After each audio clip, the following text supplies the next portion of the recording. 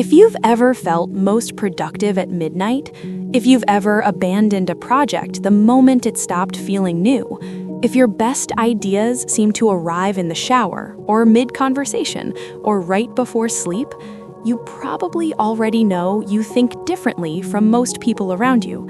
But here's what most people don't talk about. The traits that define creative minds aren't always the beautiful ones. They're not just thinking outside the box or seeing the world differently. Some of them look from the outside like restlessness, like distraction, like instability. And from the inside, they can feel like something's wrong with you. Nothing is wrong with you.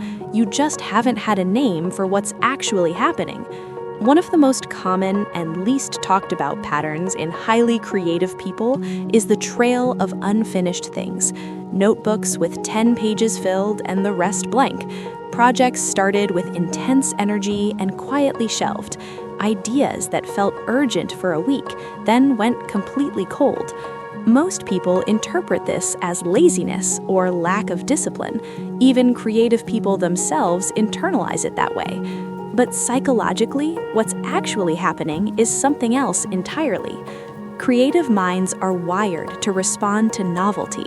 The brain's reward system fires most intensely at the beginning of something, when possibilities are still open, when the idea is still perfect in the mind. The moment execution starts, the idea has to become real, and real means limited. Real means imperfect. So the mind moves on, not because it's lazy, because it's protecting the idea from the disappointment of reality. That's not a character flaw, that's a pattern of emotional self-protection dressed up as creative habit. Here's something quieter.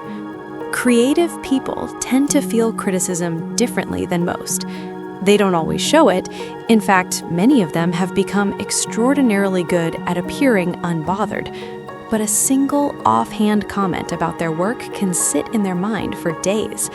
A lukewarm response to something they made can quietly affect how much they share next time. This isn't insecurity in the ordinary sense. It's something more specific. When someone creates, they're not just making a thing, they're externalizing something internal, a thought, a feeling, a way of seeing. So when the work gets dismissed, it doesn't feel like feedback, it feels like rejection of the self. And the response to that, over time, is often a quiet withdrawal. They share less. They keep the best ideas private. They start filtering themselves before anyone else gets the chance to. From the outside, this can look like aloofness, or secrecy, or arrogance even. But it's protection. It always was. And here's where it gets interesting. Most people assume that creative people are driven by expression, by the need to put things out into the world. And that's true, partially. But underneath that is something that doesn't get discussed nearly enough. A lot of what drives creative minds isn't the desire to be seen, it's the need to make sense of what they feel. Creativity, for a lot of people, isn't a talent or a hobby, it's a processing mechanism. It's how they metabolize confusion, or grief, or overstimulation, or the 1,000 observations they've made that don't fit neatly anywhere.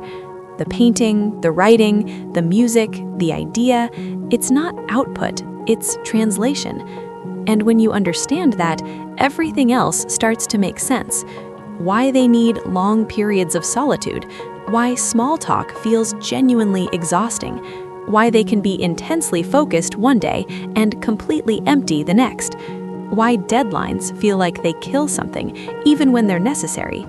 It was never about productivity, it was about processing.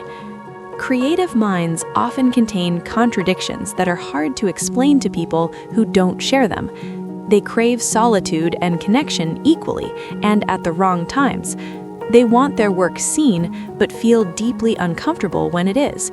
They have extraordinarily high standards for what they make, and almost no ability to meet those standards in their own eyes. Psychologists sometimes call this the gap between taste and ability, but it runs deeper than craft.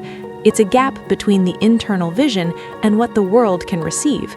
between how much they perceive and how much they can actually communicate. And living in that gap is quietly exhausting, not in a dramatic way, in the background noise way, the way that makes them drift into their own heads mid-conversation, the way that makes them seem distant without meaning to be, the way that makes rest feel somehow harder than working, because when they stop, everything they've been processing quietly starts to surface. So if you've recognized yourself in any of this, in the abandoned projects, the hidden sensitivity, the contradictions, the exhaustion that doesn't quite make sense to people around you, that recognition matters. Not because understanding it fixes anything, but because most creative people spend a significant amount of energy believing something is wrong with them, believing the restlessness is a problem to solve, believing the sensitivity is a weakness to overcome. It wasn't random, it was a pattern shaped by the way your mind moves through the world, collecting, translating, protecting, processing. That's not a disorder. That's not immaturity. It's a very specific kind of inner life that most people don't have language for. And once you see it clearly, something shifts, not dramatically, but quietly. You stop trying to fix the thing that was never broken. If this explains something you've felt for a long time, there's more to uncover. The patterns run deeper than one video.